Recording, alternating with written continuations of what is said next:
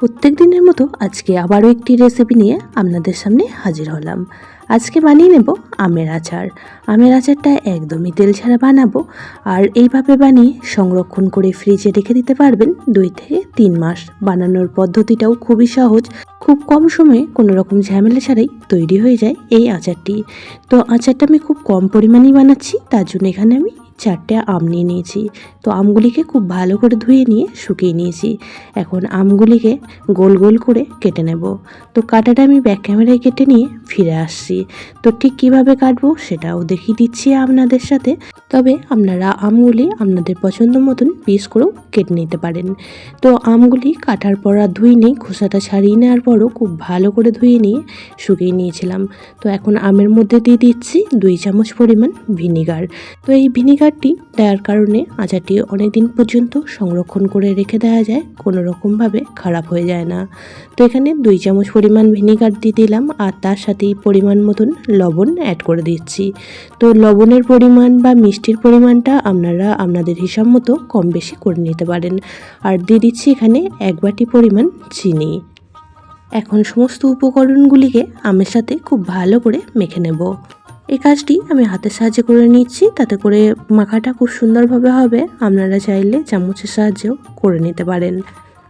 আবারও একবার বলে রাখি, যে সকল পুরনো বন্ধুরা আমার পাশে আছেন সবসময়, তাদেরকে অনেক অনেক ভালোবাসা। আর যে সকল নতুন বন্ধুরা আজকে ফার্স্ট টাইম আমার চ্যানেলে ভিজিট করেছেন আর আজকের ভিডিওটি দেখছেন, তাদের কাছে অনুরোধ রইল চ্যানেলটি সাবস্ক্রাইব করে পাশে থাকা বেল আইকনটির অল প্রেস করে দেবেন। তাহলে আমি যখনই কোনো ভিডিও দেব, নোটিফিকেশন সবার আগে আপনাদের কাছে পৌঁছে যাবে। তো আমগুলি মেখে নিয়েছি, এখন এটা 10 মিনিটে রেস্ট রেখে দেব। আর এদিকে আজকে আচারের জন্য একটা মশলা রেডি করে নেব। তো কড়াটা বসিয়ে খুব ভালোভাবে গরম করে নিয়ে দিয়ে দিলাম 1 চামচ 5 ফোড়ন, 1 চামচ ধনিয়া, 1 চামচ জিরে, আর তার সাথে 2টো শুকনো লঙ্কা। তো এই গোটা মশলাগুলিকে বেশ কিছুক্ষণ সময় নিয়ে একটু ভেজে নেব। তো অবশ্যই খেয়াল রাখবেন মশলাটা যাতে পুড়ে না যায়, পুড়ে গেলে কিন্তু এর ফ্লেভারটা একদমই নষ্ট হয়ে যাবে।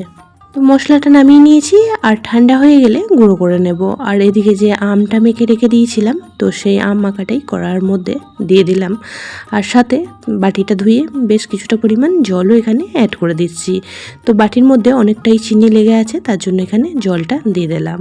তবে আপনারা এই আচারটি বেশি দিন সংরক্ষণ করে রাখতে চাইলে এখানে কিন্তু জলটা একদমই ব্যবহার করবেন না, তাতে করে আচারটা অনেক দিন পর্যন্ত সংরক্ষণ করে রাখতে পারবেন। আমি খুব কম পরিমাণে আচারটি বানাচ্ছি, তার জন্য বাটিটা ধুয়ে বেশ কিছুটা পরিমাণ এখানে জল দিয়ে দিয়েছি। তো খুব ভালো করে একবার নাড়াচাড়া করে মিশিয়ে নিয়ে এখানে বেশ কিছু উপকরণ আবারও অ্যাড করে দেব। দিয়ে দিচ্ছি এখানে 1/2 চামচ পরিমাণ হলুদ গুঁড়ো, তার সাথেই দিয়ে দেবো এখানে 1/2 চামচ পরিমাণ লঙ্কার গুঁড়ো।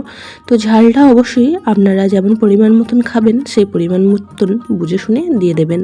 তো এই লঙ্কা গুঁড়োটা দিলে আচারের কালারটাও কিন্তু খুব সুন্দর আসে।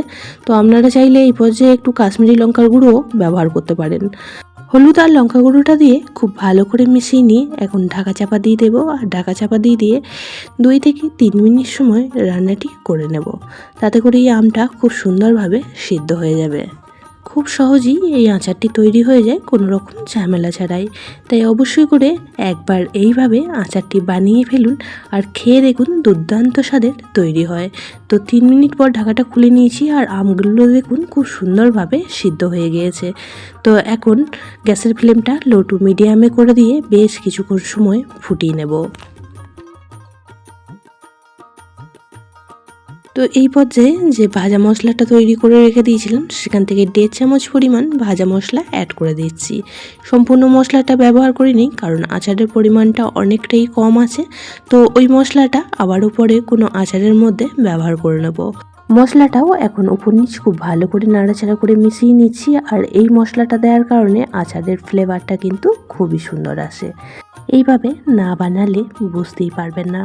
আর এইভাবে আচার বানিয়ে নিলে বাচ্চা থেকে বড় সকলেই খুবই পছন্দ করবে। অনেকে অনেক রকমভাবেই আচার বানিয়ে খেয়েছেন, তবে অবশ্যই করে একবার এইভাবে বানিয়ে ফেলুন।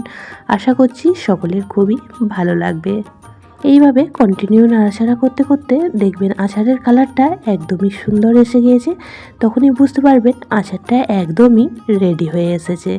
তো এই পর্যায়ে এখন গ্যাসের ফ্লেমটা অফ করে দেব আর একটা পাত্রে নামিয়ে নেব। তো আচারটিকে ঠান্ডা করে আমি একটা টিফিন বক্সের মধ্যে স্টোর করে ফ্রিজের মধ্যে রেখে দেব। তো কত সহজে তৈরি হয়ে গেল আজকে আচারের রেসিপিটি। কেমন লাগলো অবশ্যই কমেন্ট বক্সে জানাবেন। যদি বেশি ভালো লেগে থাকে একটা শেয়ার করে দেওয়ার অনুরোধ রইল। সবাই খুব ভালো থাকবেন, সুস্থ থাকবেন। আবারও দেখা হচ্ছে অন্য কোনো ব্লগ বা রেসিপির সাথে। ততক্ষণের জন্য সবাইকে টাটা।